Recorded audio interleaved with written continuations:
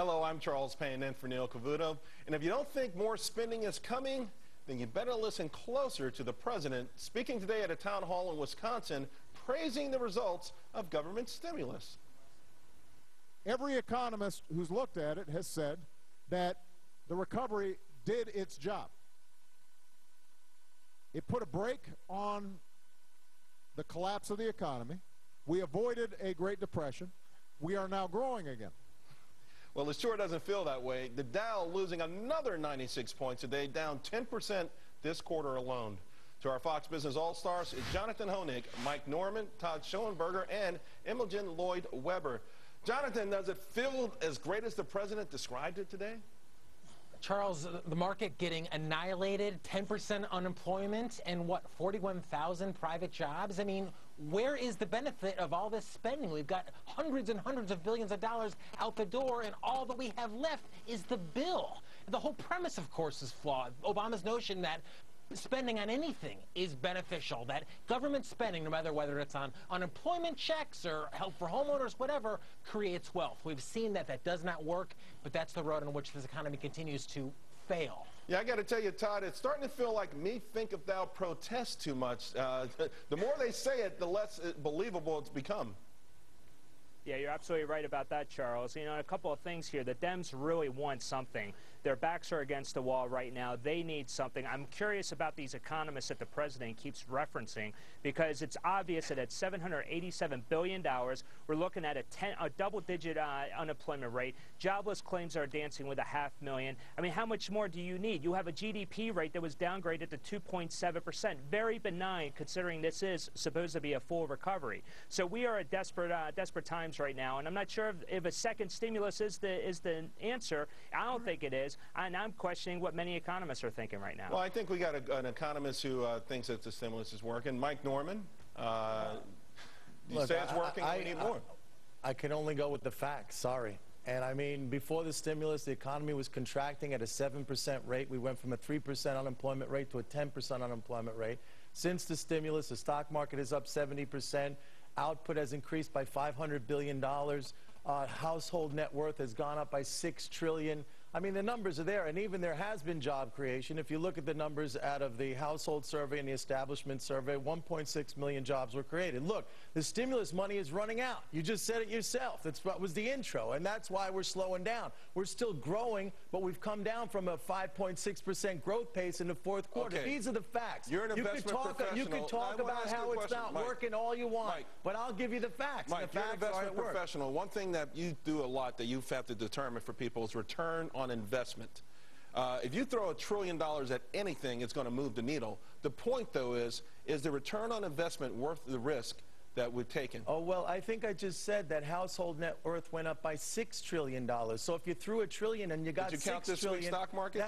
Look, the stock market is going down because the stimulus is fading now. It's a very simple thing to understand. If we have another stimulus, I'll buy the stock market hand over fist, and anyone who wants to sell me their stock, if we have another stimulus, I'll take everything you want to sell me, because I'll make a lot of money. I need your help. Well, you know, it's lovely. It's great fun being in the studio today. Wonderful to see Obama on his recovery roadshow. I'm feeling terribly perky already, but not really. What's very interesting, I think, having a look at Europe at the moment, they've moved away from stimulus, and they're now looking at deficit, and it's all about deficit.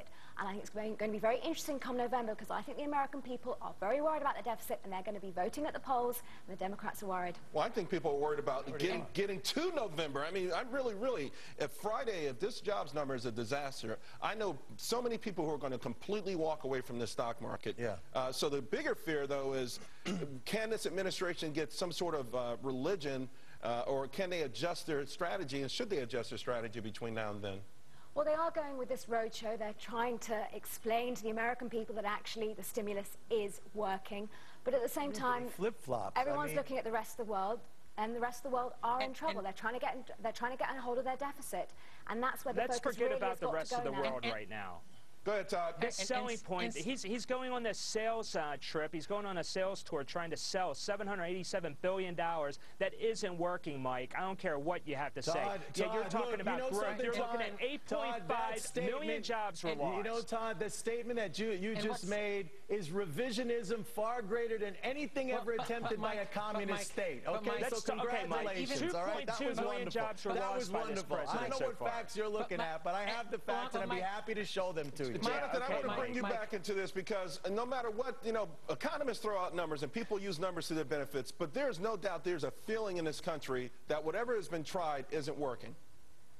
It isn't working, and Charles, it hasn't worked historically, and you're right. Look at Japan, for example, which since the early 1990s has had something like 6 multi-trillion-dollar stimulus programs. They've also had tax increases, Jonathan, and every time they built. But Jonathan, Mike, they built airports to nowhere, and all you're left with is the debt. Every time they've enacted fiscal stimulus in Japan, the economy started to bounce, and then they hit it with tax increases, but let's face it, though, Japan has had Japan has had 2 lost decades, and for the most part, we're following their playbook almost step by step. Right okay, down guys, their playbook. I've got a Fox Biz alert here. Well, stocks closing out the month, quarter, and first half of the year on a sour note. The Dow closing way below 10,000 at 9,774 points, falling nearly 10% for the quarter, off 4% this month alone. And Todd, you're saying it's not likely to get any better anytime soon. Yeah, that's right, Charles. Right now, investors should just be sticking with cash. 30% minimum in all investor portfolios, and they should expect some violent volatility from here on out, especially a big tug-of-war between the bulls and the bears. Don't expect it to get any better anytime soon. The economy stinks, housing stinks, the oil in the Gulf stinks, everything stinks, Mike. I don't care what you have to say. It's just awful. I'll tell you what I have to say. A couple of months ago, I said get out of the market because all this movement towards austerity and spending cuts is going to be terrible for the economy, it's going to be deflationary, it's going to be terrible for stocks. But I will say this, at some point we will bottom out. And if, for some reason, we do end up with another stimulus, Todd, you could sell me all your stocks because you say that's bearish, and I'll buy them. I'm going to buy stocks hand over fist if we have another stimulus, and I'll double my portfolio again, just as I did from 2009 until a couple of months ago. I didn't know we were going to do an infomercial, You're on, but baby. I got to admit, though, Mike, you have been on the money. I do get your emails. Jonathan, you go with trends. Obviously, you can't like this one. Well, there aren't a lot of stocks right now, Charles, doing well, and there isn't a lot of confidence either, despite all the stimulus, all the intervention. I mean, even look today, you've got 3-to-1 new lows versus new highs, and a lot of big, fundamentally important stocks like Qualcomm, like Exxon, like BlackRock, like Morgan Stanley, all at new lows. What are people running to? Where are the big trends right now? Treasuries. Ironically, they're in the safe haven. Exactly, they're in the safe havens. They're in treasuries. They're in the yen, which we own. They're in gold. So, with all this confidence from Washington, you're not seeing it manifest itself in markets right now. Imogen, do we have one contrarian on the panel tonight? Not really, no. Basically, reality is setting in very much at the moment. And certainly in Europe, we're seeing it now where they've gone away from stimulus. They're dealing with deficits. That's going to have to start happening here at some point. The stimulus is going to have to stop. So, in other words, we slow down our economy to deal with the future, and as a consequence, we take our lumps right now. It's the way of the world. It's going to be a long recovery. It's not going to be immediate. It was a very, very deep recession. In saying that, I think to be happy here, it's better to be here than in Europe. In Europe, I think we may well see a double-dip recession in many countries, especially the UK. But I think here, you should just squeak through. Jonathan? Well, and Charles, a lot of the recipients of all this stimulus have reported basically a boom-to-bust type of a situation, right? Huge sales when the stimulus dollars are flowing.